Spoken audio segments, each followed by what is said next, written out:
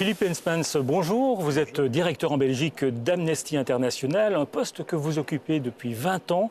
Et vous nous direz peut-être tout à l'heure si l'évolution des droits de l'homme dans le monde va dans le bon sens ou non. On a un petit peu peur de la réponse. Alors, au bar de l'Europe, on vous a servi des petits gâteaux aux amandes. Parce que les amandes, c'est ce que risquent dans le meilleur des cas les journalistes en Turquie qui critiquent un petit peu trop le pouvoir. Certains risquent la prison à vie. C'était il y a quelques jours la journée de la liberté de la presse. La Turquie devient de plus en plus un mauvais élève ? Oui, je pense, parce qu'il y en a qui n'hésitent pas à comparer la situation de la liberté d'expression, en tout cas, à celle de la junte militaire de l'époque, en disant qu'il y a parfois plus de journalistes en prison en Turquie aujourd'hui que du temps de la junte. Donc, ce sont des amendes salées plutôt que l'on va vous servir. Et j'irai même plus loin que ça, c'est qu'il y a même une difficulté à accepter que, par exemple, des diplomates puissent assister à des procès, comme ça a été le cas encore récemment. Et donc, c'est très inquiétant parce que là où la liberté de la presse est mise en danger, tout le reste, en général, va mal aussi en termes de droits humains. Oui, Erdogan, il ne veut pas museler uniquement les journalistes, il muselle en quelque sorte toute l'opposition démocratique. Oui, il a aussi mis la main en quelque sorte, en partie, en tout cas sur le système judiciaire. Et donc, en voyant aussi derrière toute critique la main de son éternel opposant, qui n'était pas son opposant dans le temps, qu'il est devenu avec le temps. Et ça, c'est extrêmement dangereux parce que ça veut dire que tout ce qui est organisation de défense des droits de l'homme est en danger, journaliste est en danger. Et si toutes ces instances ne peuvent pas prendre la parole et s'exprimer, eh bien, à ce moment-là, on voit mal comment l'Europe, par exemple, pourrait contrôler les conditions qu'elle a mises à la mise en œuvre du traité qu'elle vient de signer ou, encore plus loin, à l'introduction de la Turquie dans l'Union européenne. Alors, le président Erdogan ne s'en prend pas qu'aux journalistes en Turquie. Il a décidé de porter plainte contre un humoriste en Allemagne qui a réalisé un clip un peu trop impertinent à son goût. On en parle, mais d'abord, on regarde un extrait de ce clip. Biz sorumluyuz, biz mesulüz. Ein Journalist, der was verfasst, dass Erdogan nicht passt, ist morgen schon im Knast. Redaktion wird dicht gemacht, er denkt nicht lange nach und fährt mit Tränengas und Wasserwerfern durch die Nacht. Sei schön charmant, denn er hat dich in der Hand, Erdovi, Erdobo, Erdogan. Die Zeit ist reif für sein großosmanisches Reich. Erdogan, Erdogan, Erdogan. Vous avez envie de chanter avec Oh, presque oui, parce que tout ce qu'il dit est juste, est assez correct et recoupe beaucoup des informations que vous retrouverez dans le rapport annuel d'Amnesty. Alors, si vous le mettez en musique, peut-être que vous arriverez au même résultat. Alors, le président Erdogan a décidé de porter plainte contre cet humoriste pour offense au chef de l'État et Angela Merkel a jugé que cette plainte était recevable. Elle a fait une erreur ? Je pense que ce n'est pas son rôle de décider si elle est recevable ou pas, puisque c'est à la justice allemande qu'il appartient de décider si elle est recevable ou pas. Donc, j'ai été un peu surpris qu'elle ait dit ça. Qu'elle dise c'est à la justice de décider, ce serait tout à fait légitime vu son rôle dans l'État allemand. De là à dire que la plainte est recevable, ça c'est encore quelque chose de très différent. L'Europe aujourd'hui est devenue trop dépendante de la Turquie, notamment avec ce fameux accord sur le retour des réfugiés que vous considérez comme illégal ? Illégal et ensuite qui est extrêmement dangereux pour tout le monde. Et certains ont dit que l'Europe s'était mise à la mode turque en quelque sorte et pas l'inverse.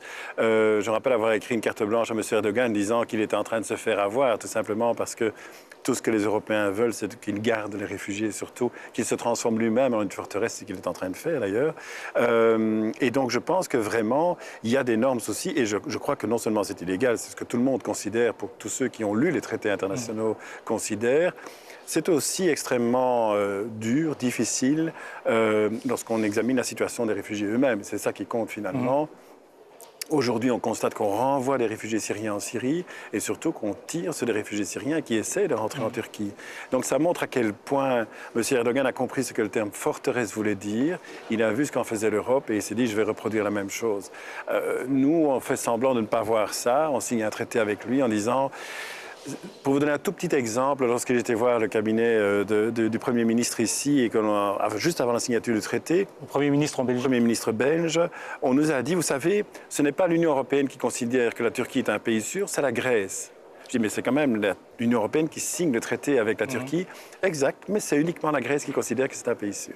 Mais est-ce que l'Europe a le droit de faire la leçon à la Turquie? Parce qu'on voit, tout récemment, l'Autriche vient d'adopter un plan d'urgence migratoire qui permet de bloquer les réfugiés à la frontière. Et le gouvernement autrichien explique qu'en fait, il fait ça pour contrer l'extrême droite qui risque de rafler la présidence.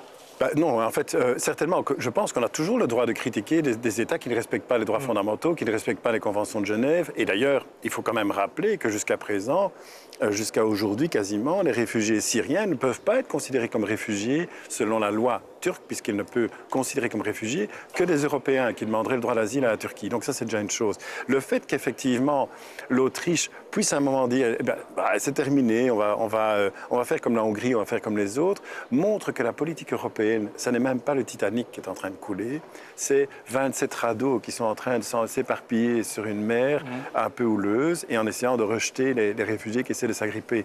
Et c'est tragique parce que ça veut dire que nous ne respectons pas nos devoirs, nous sommes excessivement loin des valeurs, mais je ne sais pas si on peut encore parler de valeurs européennes. Et surtout, il y a des gens qui meurent tous les jours en Méditerranée. Et il y en a encore plus qui vont mourir puisqu'on les oblige à prendre des routes encore plus difficiles. Alors Philippe Henspens, vous êtes devenu en quelque sorte un patron de presse parce que Amnesty, avec d'autres organisations, vous venez de publier ce journal, Le Bienvenu. Il n'y aura qu'un seul numéro.